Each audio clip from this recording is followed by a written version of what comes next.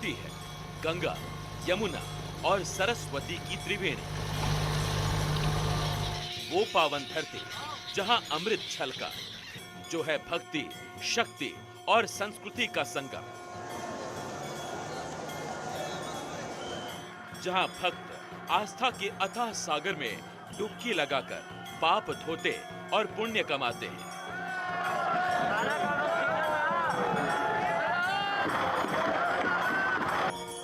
महाकुंभ, जिसकी गाथाएं, लोक कथाएं, किस्से और दास्तानें हमारी सभ्यता वैसे ही सींचती रही है,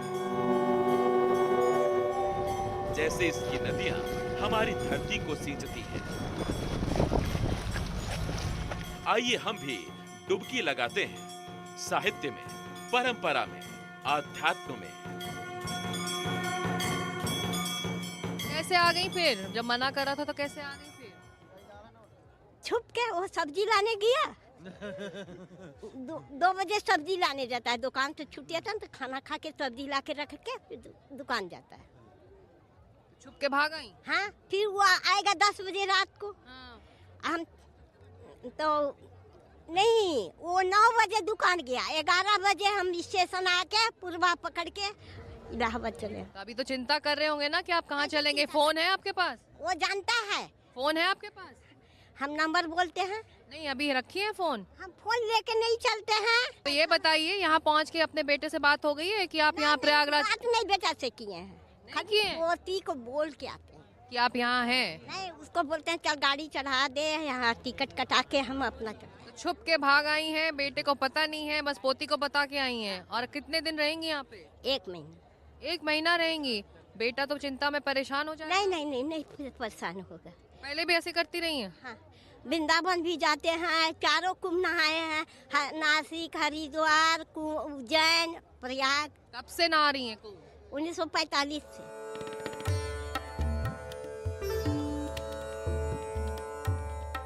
जीवन चक्र की तरह हर प्राचीन युगों से हर 12 साल बाद प्रयागराज में राज होता है। संत महात्माओं का महापर्व लगता है आध्यात्म का। जीवन का एक अविभाज्य अंग है, अभिन्न अंग है अध्यात्म। हमारी आत्म चेतना जो है ये अमरत्व को प्राप्त कराता है, तो ताकि हमारी चेतना ही अमर है। तो जीवन के हर क्षेत्र में हमें तनाव से मुक्त होना है, प्रसन्नता को जीवन में अपनाना है। इसके लिए तो हमें अध्यात्म के साथ ही चलना पड़ेगा। धार्मिक विधि विधियों का आत्मा है अध्यात्म, उसका केंद्र बिंदु है अध्यात्म।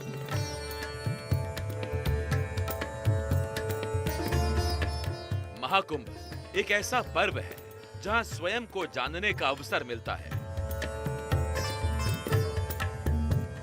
कहते हैं स्वयं को जान लिया तो ईश्वर को पा लिया।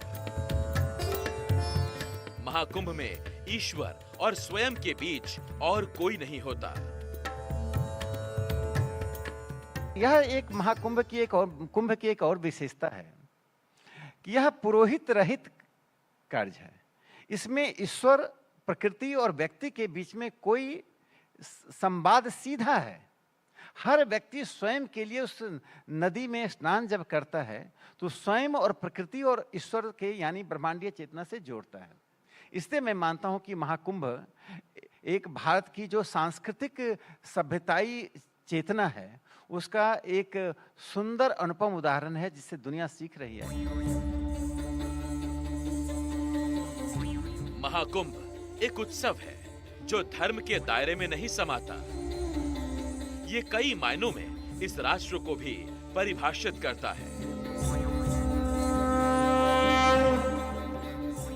कुंभ की एक शास्त्रगत परिभाषा है। परिभाषा वेदोपनिषदिक है और हम एक घोषणा भी करते हैं, वयम सर्वे अमृतस्य पुत्राः। हम उस अमृत तत्व को ग्रहण करने वाले पुत्र पुत्रादि हैं। यह जो सम्यक विवेक है भारत का, जो आत्मसन्निधि की ओर मनुष्य को ले जाता है। हम प्रयाग जो प्रकृष्ट याग है, जो वार्हस्पत्य अग्नि का एक केंद्र बिंदु बनता है और जिसका एक ज्योतिषीय वैज्ञानिक अधिकरण है, उसके परिप्रेक्ष्य में आत्मा का अनुसंधान करने जाते हैं। यहाँ के संगम में सभी जातियों, पंथों और भाषाओं का भेद मिट जाता है। अमृत में धुलकर सब एक रंग में रंग जाते हैं।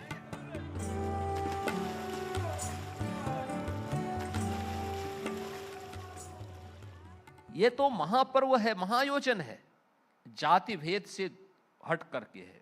न जाति का भेद है, न पंथ का भेद है, न संप्रदाय का भेद है, न भाषा का भेद है।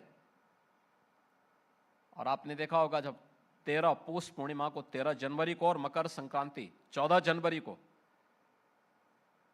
लगभग 6 करोड़ से अधिक श्रद्धालुओं ने मात्र इन 2 दिनों में पूज्य संतों के सानिध्य में त्रिवेणी में संगम में स्नान किया, तो उसके साथ अपने साथ जो सबसे बड़ा संदेश लेकर के गए कि त्रिवेणी से संदेश एकता से अखंड रहेगा ये देश।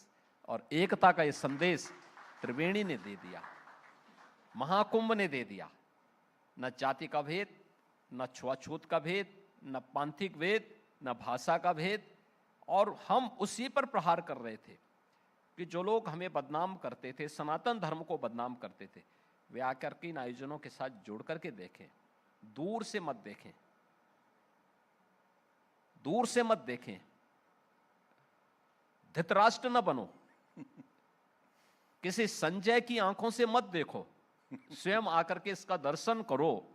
दर्शन करोगे तो पुण्य के भागीदार बनोगे, और डुबकी लगाओगे तो पुण्य जन्म जन्मांतर के साथ आगे भी बढ़ेंगे।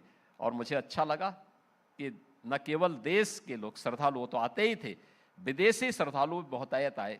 उन्होंने इस पे बहुत अच्छी, बहुत सटीक कमेंट की हैं कि अद्भुत है, अकल्पनीय है। विदेशी लोग यहाँ आकर अचंभे में पड़ गए। इंडिगो एयरलाइंस के सीईओ पीटर एल्बर्स ने लिखा, प्रयाग में महाकुंभ विश्व में मानवता का सबसे बड़ा जमघट। 45 करोड़ यात्री केवल 45 दिनों में। इस पैमाने की कल्पना भी असंभव है। यूरोप की आबादी जितनी और अमेरिका से अधिक। मैं भी महाकुंभ में था। शब्द, वाक्य या तस्वीरें उस जगह या ऊर्जा को ठीक से बयां नहीं कर सकती। मैंने सुबह 5 बजे पवित्र संगम में 10 लाख लोगों के साथ डुबकी लगाई। मंत्रों, प्रार्थनाओं, आस्था और मानवता की एकता से घिरा हुआ था। भीड़ भाड़ के बीच एक अजीब सा सुकून मिला। इस महापर्व में बड़े छोटे, अमीर गरीब हर तरह का अंतर मिट जाता है। एप्पल कंपनी के संस्थापक स्टीव जॉब्स की पत्नी लॉरीन जॉब्स भी यहाँ आम श्रद्धालु की तरह आई। अपने गुरु स्वामी कैलाशानंद की सेवा की और संगम में डुबकी लगाई। नाम कमला रखा गया, उसको अच्युत गोत्र दिया गया। मेरा अच्युत गोत्र होता है, हम सन्यासियों का अच्युत गोत्र होता है, मैंने उसको अच्युत गोत्र दिया। तो हमारे यहाँ शिष्य की जो परंपरा है वो पुत्र के समान होते हैं। जो शिष्या और शिष्य होते हैं वो पुत्रवत होते हैं, तो इसलिए वो मेरी बेटी है। और मुझे लगता है कि वो बहुत सहज है, बहुत सरल है, बहुत सहज है, सरल है। उसको अभी हमारी संस्कृति के बारे में इतना पता नहीं है। मैं धीरे धीरे उसको ज़रूर प्रयास करूँगा कि हमारी संस्कृति के बारे में, हमारे संस्कार के बारे में, हमारी परंपरा के बारे में वो जाने। महाकुंभ केवल नदियों का ही संगम नहीं, पुरातन परंपराओं और नूतन व्यवस्थाओं का भी संगम है। ये संस्कृतियों का और सभ्यताओं का भी संगम है। ये हमारी चेतना का आधार है। इसकी त्रिवेणी के अमृत में डुबकी लगाकर ऐसी आध्यात्मिक ऊर्जा मिलती है जिसके बल पर अगले 12 साल बीत जाते हैं।